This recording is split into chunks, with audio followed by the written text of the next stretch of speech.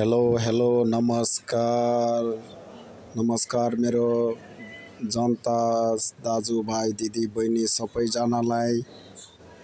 सर्वप्रथम मेरो नाउँ भन्नुपर्दाखेरि म पछि बनाउँला मेरो नाउँ के हो, म कहाँबाट बोले के हो।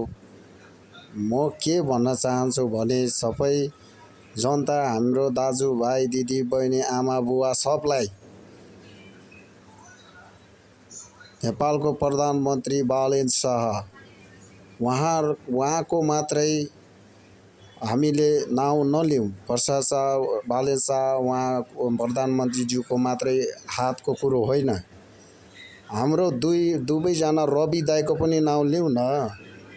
रवि लामिछाने दाजु र प्रधानमन्त्री बालेन शाह उहाँ सरहरूको दुवैजनाको कारणले गर्दा नै हाम्रो नेपालहरू एकदम राम्रो सुन्दर वातावरण हुँदै गएको छ नि त।